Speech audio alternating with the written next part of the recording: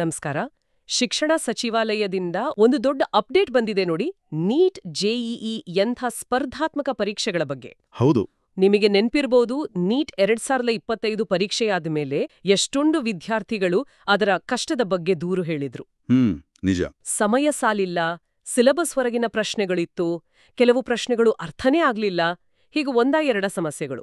ಹೌದು. ಅದು ಆಕ್ಚುಲಿ 2025ರ ಪರೀಕ್ಷೆ ಅದು ನಿಜಕ್ಕೂ ತುಂಬಾನೇ ಕಷ್ಟ ಇತ್ತು ಅಂತ ಒಂದು ವ್ಯಾಪಕವಾದ ಅಭಿಪ್ರಾಯ ಇತ್ತು.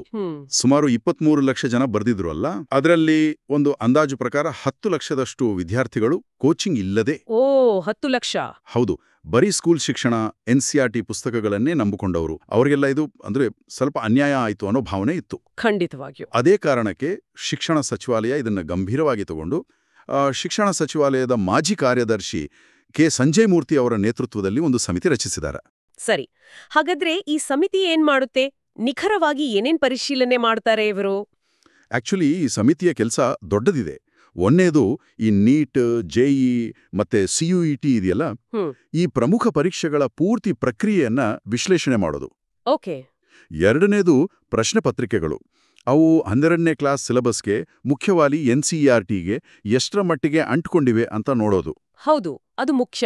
ಮೂರನೇದು ಸಿಲೆಬಸ್ನಿಂದ ಹೊರಗಡೆ ಬಂದಿರೋ ಪ್ರಶ್ನೆಗಳು ಅಥವಾ ಟೆಕ್ಸ್ಟ್ ಬುಕ್ನಲ್ಲೇ ಇಲ್ಲದ ವಿಷಯಗಳ ಪ್ರಶ್ನೆಗಳನ್ನ ಗುರುತಿಸೋದು. ಆಮೇಲೆ ಕೊನೆಯದಾಗಿ ಪ್ರಶ್ನೆಗಳ ಕಷ್ಟದ ಮಟ್ಟ, ಅದನ್ನ ಅಳೆಯೋದು. ಇದರ ಮೂಲ ಉದ್ದೇಶ ಬಹಳ ಸ್ಪಷ್ಟವಾಗಿದೆ ನೋಡಿ. ಏನು? ಆ ಕೋಚಿಂಗ್ ತಗೊಳ್ಳೋಕಾಗದ ಲಕ್ಷಾಂತರ ವಿದ್ಯಾರ್ಥಿಗಳು ಸೇರಿದಂತೆ ಎಲ್ಲರಿಗೂ ಒಂದು ಸಮಾನ ಅವಕಾಶ, ನ್ಯಾಯ ಸಿಗಬೇಕು ಅನ್ನೋದು. ಇಲ್ಲಿ ಗಮನಿಸಬೇಕಾದ ಇನ್ನೊಂದು ಅಂಶ ಅಂದ್ರೆ, ಇದು ಬರೀ ನೀಟ್ಗೆ ಮಾತ್ರ ಅಲ್ಲ. ಅಲ್ಲ. ಜೆಇಇ, CUET ಎಲ್ಲದಕ್ಕೂ ಅನ್ವಯಿಸುತ್ತೆ ಅಲ್ವಾ? ಹೌದು. ಅದೇ ಇಲ್ಲಿರೋ ಒಂದು ಇಂಟ್ರೆಸ್ಟಿಂಗ್ ವಿಷಯ. ರಾಷ್ಟ್ರೀಯ ಮಟ್ಟದ ಎಲ್ಲ ದೊಡ್ಡ ಪರೀಕ್ಷೆಗಳಲ್ಲೂ ಒಂದು ರೀತಿಯ ಸ್ಟ್ಯಾಂಡರ್ಡ್ ಮತ್ತು ಸಿಲೆಬಸ್ಗೆ ಬದ್ಧತೆಯನ್ನು ತರಬೇಕು ಅನ್ನೋ ಪ್ರಯತ್ನ ಇದು. ಅಂದ್ರೆ ಒಂದು ಗುಣಮಟ್ಟ ಕಾಪಾಡೋ ಪ್ರಯತ್ನ. ಖಂಡಿತ. ಪರೀಕ್ಷೆಗಳು ಕಟ್ಟುನಿಟ್ಟಾಗಿ ಸಿಲೆಬಸ್ನಲ್ಲೇ ಇರಬೇಕು, ಮತ್ತೆ ತುಂಬಾ ಕಷ್ಟ, ಅನಿರೀಕ್ಷಿತ ಕಷ್ಟ ಇರಬಾರ್ದು ಅನ್ನೋದ್ರ ಮೇಲೆ ಗಮನ ಇದೆ. 2025ರಲ್ಲಿ ಆದ ಹಾಗೆ. ಹೌದು. 2025ರ ನೀಟ್ ನೆಮ್ಸ್ಕೊಳ್ಳಿ. ಕೆಲವರು ಹೇಳಿದ್ರು ಟೈಮ್ ಸಾಕಾಗದೆ ಎಲ್ಲ ಪ್ರಶ್ನೆ ಓದಕ್ಕೂ ಆಗ್ಲಿಲ್ಲ ಅಂತ. ಹೌದು, ಕೇಳಿದ್ದೆ. ಅಂಥ ಪರಿಸ್ಥಿತಿ ಮತ್ತೆ ಬರಬಾರ್ದು. ಪರೀಕ್ಷೆ ಅಂದ್ರೆ ವಿದ್ಯಾರ್ಥಿ ಏನ್ ಕಲ್ತಿದ್ದಾನೆ ಅಂತ ಅಳಿಬೇಕು, ಅವನನ್ನ ಕನ್ಫ್ಯೂಸ್ ಮಾಡಕ್ಕೆ ಅಥವಾ ಸಿಲೆಬಸ್ ಹೊರಗೆ ಹೋಗಿ ಶಾಕ್ ಕೊಡಕ್ಕೆ ಇರಬಾರ್ದು ಅನ್ನೋದು ಇರ್ಬೋದು ಇದ್ರ ಹಿಂದೆ. ಸರಿ. ಈ ಸಮಿತಿ ಅದರ ಕೆಲಸದ ಬಗ್ಗೆ ಎಲ್ಲ ಸ್ಪಷ್ಟವಾಯ್ತು. ಈಗ ಎಲ್ಲರ ತಲೆಯಲ್ಲಿರೋ ಪ್ರಶ್ನೆ, ಇದೆಲ್ಲದರ ಎಫೆಕ್ಟ್ ನೀಟ್ 2026 ಮೇಲೆ ಹೇಗಿರ್ಬೋದು? ವಿದ್ಯಾರ್ಥಿಗಳು ಏನನ್ನ ಎಕ್ಸ್ಪೆಕ್ಟ್ ಮಾಡ್ಬೋದು? ಇದು ನಿಜಕ್ಕೂ ಮುಖ್ಯವಾದ ಪಾಯಿಂಟ್.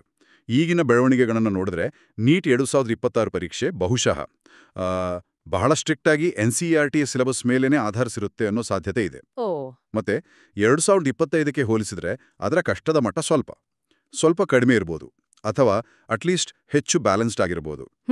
ಆ ಮೂಲ ವಿಡಿಯೋದಲ್ಲಿ ಹೇಳಿದ ಹಾಗೆ ವಿದ್ಯಾರ್ಥಿಗಳು ಮುಖ್ಯವಾಗಿ ಬಯಾಲಜಿಯಲ್ಲಿ 350+ ಟಾರ್ಗೆಟ್ ಇಟ್ಕೊಂಡಿರೋರು NCERT ಪುಸ್ತಕಗಳನ್ನು ಆಳವಾಗಿ ಓದೋದಕ್ಕೆ ಹೆಚ್ಚು ಗಮನ ಕೊಡಬೇಕಾಗ್ಬೋದು. ಆದ್ರೆ ಇಲ್ಲಿ ಒಂದು ಪ್ರಶ್ನೆ ಬರುತ್ತೆ, ಪರೀಕ್ಷೆಯನ್ನ ಬರೀ NCERTಗೆ ಸೀಮಿತಗೊಳಿಸಿದ್ರೆ ಅಥವಾ ಸುಲಭ ಮಾಡಿದ್ರೆ ಆಗ ರ್ಯಾಂಕ್ ಇನ್ಫ್ಲೇಷನ್ ಸಮಸ್ಯೆ ಬರಲ್ವಾ? ಕರೆಕ್ಟ್. ಒಳ್ಳೆ ಪ್ರಶ್ನೆ ಕೇಳಿದ್ರೆ. ಎಲ್ಲರಿಗೂ ಹೆಚ್ಚು ಮಾರ್ಕ್ಸ್ ಬಂದ್ರೆ ರ್ಯಾಂಕ್ ಕೊಡೋದು ಕಷ್ಟ ಆಗುತ್ತಲ್ಲ? ಖಂಡಿತ, ಅದೊಂದು ಸವಾಲಿದ್ದೇ ಇದೆ. ರ್ಯಾಂಕ್ ಇನ್ಫ್ಲೇಷನ್ ಅಂದ್ರೆ ಅದೇ, ಪರೀಕ್ಷೆ ಸುಲಭ ಆದಾಗ ತುಂಬಾ ಜನಕ್ಕೆ ಹೆಚ್ಚು ಕಡಿಮೆ ಒಂದೇ ತರಹದ ಹೈಸ್ಕೋರ್ ಬರುತ್ತೆ. ಆಗ ಒಂದೇ ರ್ಯಾಂಕ್ನಲ್ಲಿ 100 ಜನ ಇರ್ತಾರೆ, ಸೀಟ್ ಹಂಚಿಕೆ ಕಷ್ಟ ಆಗತ್ತೆ. ಹೌದು. ಅದನ್ನ ಕಂಟ್ರೋಲ್ ಮಾಡೋ ಪ್ರಯತ್ನ ಖಂಡಿತ ಇರುತ್ತೆ. ಆದ್ರೆ ಬಹುಶಃ 2025ರಲ್ಲಿ ಮಾಡಿದ ಹಾಗೆ ರ್ಯಾಂಕ್ ಇನ್ಫ್ಲೇಷನ್ ತಡೆಯೋಕಂತ ವಿಪರೀತ ಕಷ್ಟ ಮಾಡೋದು ಅಥವಾ ಸಿಲೆಬಸ್ ಹೊರಗೆ ಹೋಗೋದು ಸರಿ ದಾರಿ ಅಲ್ಲ ಅನ್ನೋ ಅರಿವು ಈಗ ಬಂದಿದೆ ಅನ್ಸುತ್ತೆ. ಹಾಗಾಗಿ ಈ ಹೊಸ ಸಮಿತಿಯ ಶಿಫಾರಸುಗಳು ಬಹುಶಃ ಆ ನಿಗದಿತ ಸಿಲೆಬಸ್ ಒಳಗೇನೆ ಆದರೆ ಹೆಚ್ಚು ಬ್ಯಾಲೆನ್ಸ್ಡ್ ಆಗಿರೋ ನ್ಯಾಯಯುತವಾದ ಮೌಲ್ಯಮಾಪನ ಮಾಡೋ ಕಡೆ ಗಮನ ಕೊಡಬಹುದು. ಹಾಗಾದ್ರೆ ಒಟ್ಟಾರೆಯಾಗಿ ನಾವು ಏನ್ ಅರ್ಥ ಮಾಡ್ಕೋಬಹುದು ಅಂದ್ರೆ, 2025ರ ಪರೀಕ್ಷೆ ಬಗ್ಗೆ ಬಂದ ದೂರುಗಳನ್ನ ಸರ್ಕಾರ ಸೀರಿಯಸ್ ಆಗಿ ತಗೊಂಡಿದೆ. ಹೌದು. ಮತ್ತು ಮುಂದಿನ ಪರೀಕ್ಷೆಗಳು, ಸ್ಪೆಷಲಿ ನೀಟ್ 2026 ಹೆಚ್ಚು ಫೇರ್ ಆಗಿ, ಸಿಲೆಬಸ್ಗೆ ತಕ್ಕ ಹಾಗೆ ಮತ್ತೆ ಮ್ಯಾನೇಜಬಲ್ ಕಷ್ಟದ ಮಟ್ಟದಲ್ಲಿ ಇರಬೇಕು ಅಂತ ನೋಡ್ಕೊಳ್ತಿದ್ದಾರೆ.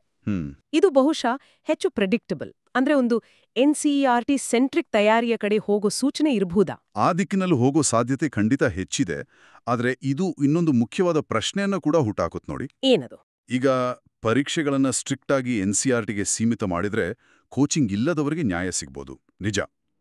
ಆದ್ರೆ ಮೆಡಿಕಲ್ನಂತಹ ತುಂಬಾ ಡಿಮ್ಯಾಂಡಿಂಗ್, ಚಾಲೆಂಜಿಂಗ್ ಕೋರ್ಸ್ಗಳಿವೆಯಲ್ಲ, ಅವುಗಳ ಕಠಿಣತೆಯನ್ನ ನಿಭಾಯಿಸೋಕೆ ಬೇಕಾದ analytical skills, problem solving skills, ಇದನ್ನೆಲ್ಲ ಈ ಪರೀಕ್ಷೆಗಳು ಅಳೆಯೋಕೆ ಸಾಧ್ಯನಾ? ಪಠ್ಯಕ್ರಮದ ಒಳಗೆ ಇದ್ರೂ ಸ್ವಲ್ಪ ಸವಾಲಿನ ಅಪ್ಲಿಕೇಶನ್ ಬೇಸ್ಡ್ ಪ್ರಶ್ನೆಗಳು ಬೇಕಾಗುತ್ವಾ? ಅಂದ್ರೆ ಕಲ್ತಿದ್ದನ್ನ ಹೊಸ ಸನ್ನಿವೇಶಕ್ಕೆ ಅಪ್ಲೈ ಮಾಡೋ ಕೆಪಾಸಿಟಿ ಟೆಸ್ಟ್ ಮಾಡೋ ಪ್ರಶ್ನೆಗಳು. ಆ ಸಮತೋಲನ ಹೇಗೆ ಸಾಧ್ಯ ಅನ್ನೋದು ಪ್ರಶ್ನೆ.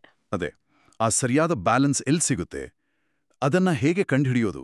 ಇದು ನಿಜಕ್ಕೂ ಮುಂದಿರೋ ಒಂದು ದೊಡ್ಡ ಸವಾಲು, ಮತ್ತೆ ನಾವೆಲ್ಲ ಯೋಚನೆ ಮಾಡಬೇಕಾದ ವಿಷಯ.